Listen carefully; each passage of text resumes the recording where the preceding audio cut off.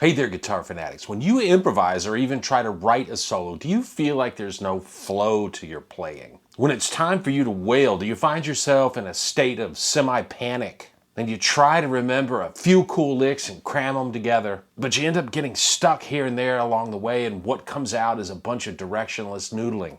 Well, I've been there too, and so has every other guitar player who ever picked up the guitar and decided they wanted to learn to solo.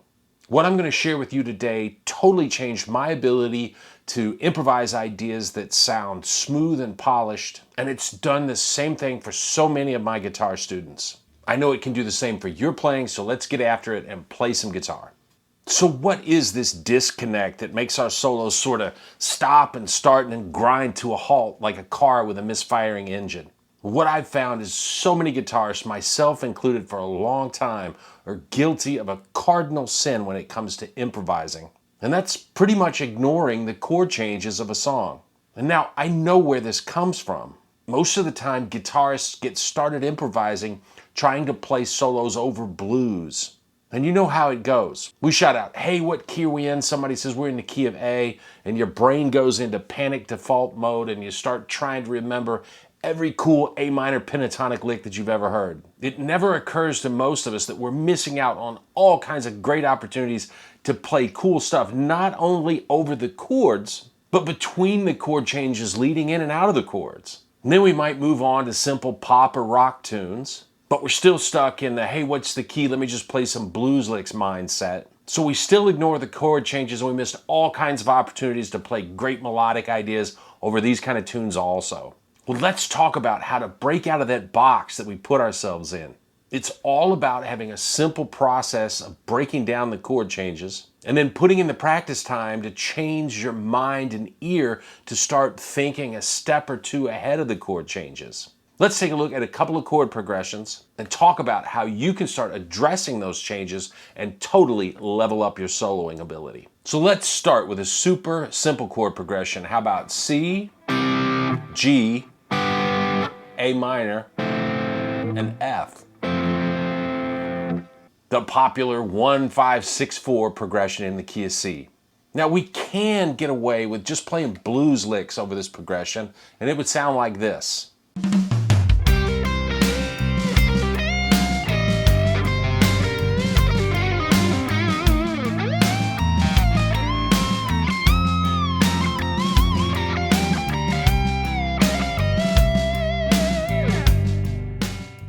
And yeah, that's a cool sound for maybe once or twice through the chords, but beyond that, it's going to start to sound really limited. Here's the first thing I want you to practice to start actually addressing the chord changes. We're going to look at some triad shapes for each chord, and then we're going to play 2 notes of the triad and 1 other note to add a little melody. Let me show you what I mean.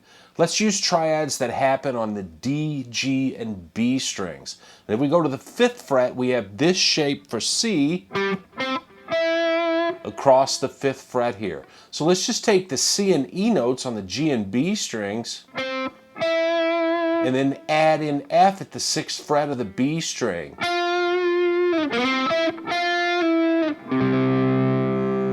Sounds nice. And now go up to the 7th fret and we've got a G triad, and we're going to play the D note and the G note and then add in the A note at fret 10 of the B string.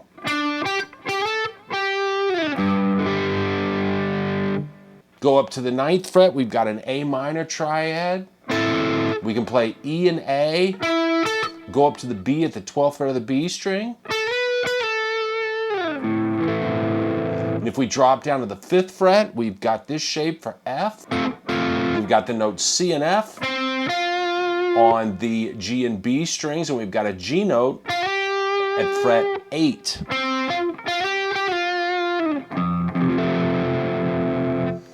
Put it all together, we're going to play it over a backing track, and it sounds like this.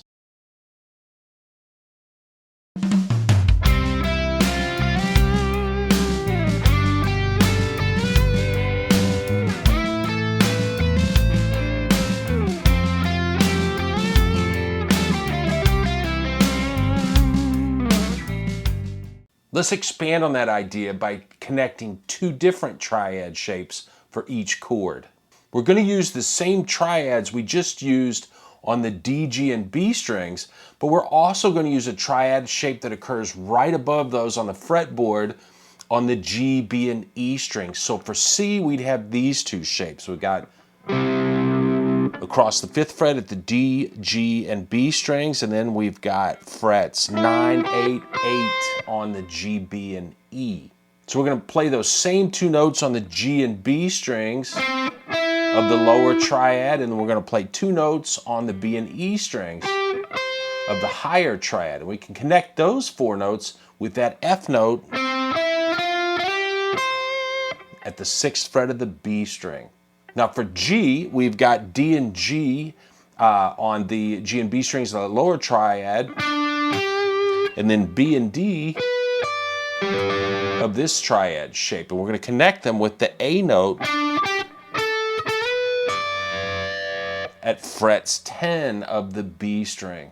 Over A minor, we've got E and A at frets 9 and 10 of the G and B strings, and C and E at frets 13 and 12 of the B and E strings. We're going to connect those notes with the B at the fret 12 of the B string.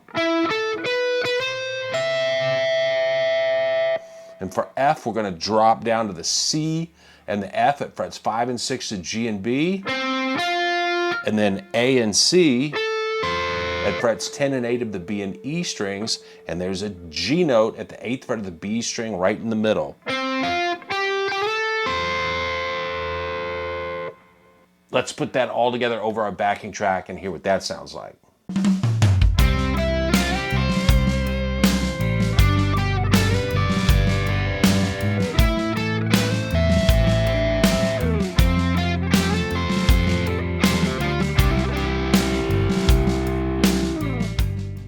How about taking this to another level yet? We're going to add onto our licks a fragment of the major scale along with the 2 triad shapes.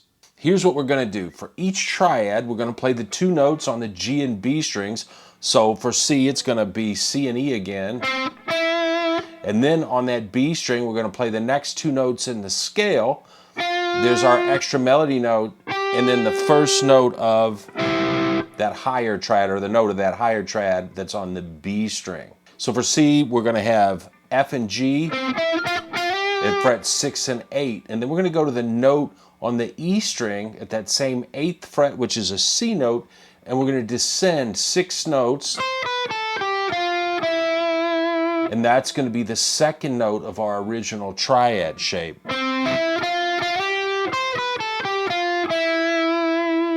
For G, we're going to be descending from an E note to a G note. For A minor, we're going to be descending from F to A. And for F major, we're going to be descending from D to F.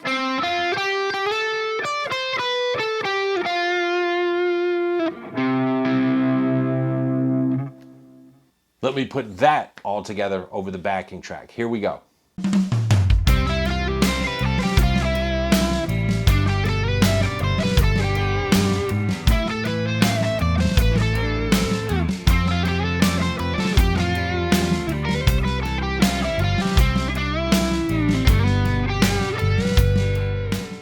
So there's some ideas for addressing the chords of a simple progression. Let's change around our progression slightly to have the chords C, A minor, F, and G. And we could go a step further yet by spicing up that chord progression with chords that we call secondary dominants. Without getting into the weeds with music theory, secondary dominants are a chord that we inject into progressions before another chord, and it treats those 2 chords like a 5-to-1 progression. So after C, we go to A minor, but the 5 chord that would lead to an A minor is an E7, and that would sound like this.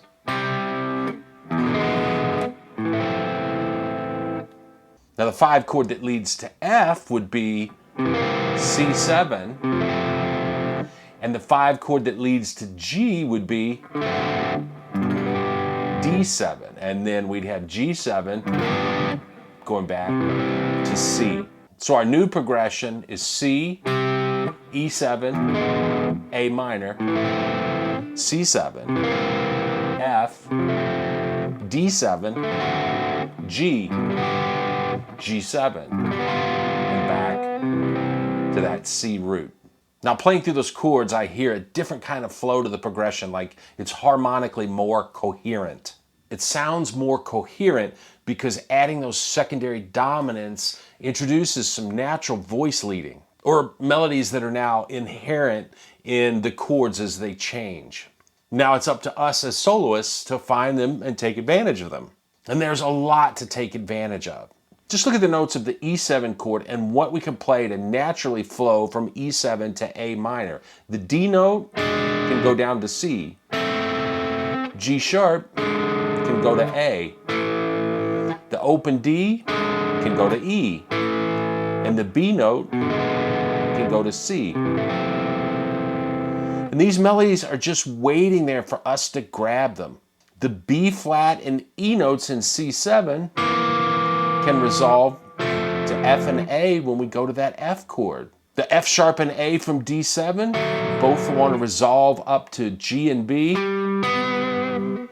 And then the D, B, and F from the G7 chord want to resolve to E, C, and E respectively. You can really develop your ear with this practice exercise. Over that chord progression, we're going to play 2 notes from each chord that demonstrate voice leading. And the idea of the exercise is to make it perfectly easy to hear the chord movement with just 2 notes from each chord. We're going to look for not just triad shapes, but specific notes of those triad shapes that naturally want to resolve to a note of the next triad. For instance, over the C, I could play this C and E notes on the B and E string. And then I've got B and E that are 2 notes of E7. And from that B and E, I could play a C and an A that would give me the sound of A minor.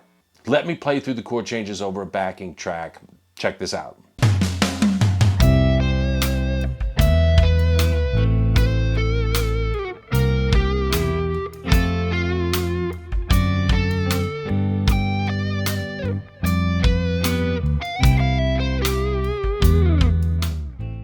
Another great way to practice is to use 3 notes over each chord. And what we're going to do, we're going to play a chord tone, a non-chord tone, and then another chord tone for each chord.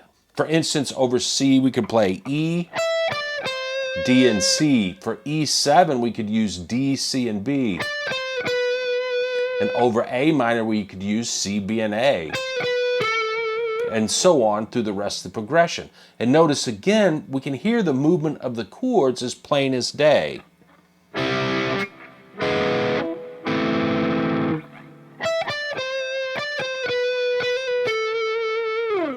Here's an example of that exercise through all the chords of our backing track.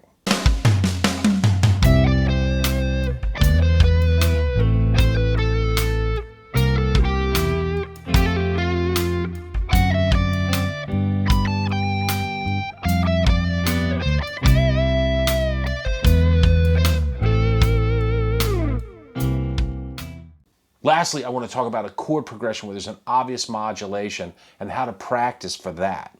Let's take the progression C, A minor, F, and F minor. And the chords C, A minor, and F all come from the key of C major, but that F minor is what we call a borrowed chord. It's a common practice to borrow the 4 chord from the parallel minor of the key that we're in. So if we look at the key of C minor, which is the parallel minor of C major, F minor is our 4 chord in that key, and it makes for some great voice leading going back to our 1 chord or C. So F has an A as the major third, F minor has A flat as its minor third, and then C has a G note, which is the 5th. Now we can play notes from the C major scale over C, A minor, and F, but we're going to have to address that F minor chord and the fact that the scale it works over that F minor, which is F Dorian, has 3 flats, A flat, B flat, and E flat. Those notes are all potential stumbling blocks if we're just grooving along in the key of C and we come to that F minor chord. The best way I know of practicing a chord change like that is to play the 2 scales back to back until we've really got the sound of them in our mind, in our ears, and under our fingers. So we might play some notes of the C major scale in one direction and then switch to the F Dorian mode. Switch back to C major, then to F Dorian.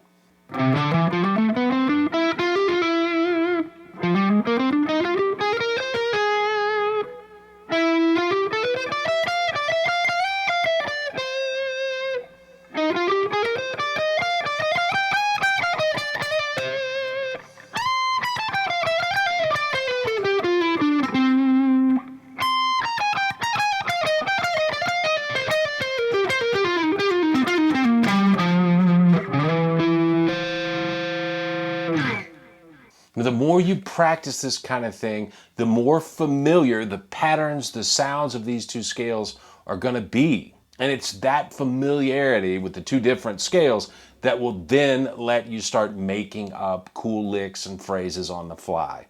And then when you're feeling ready, throw on a backing track and do some playing.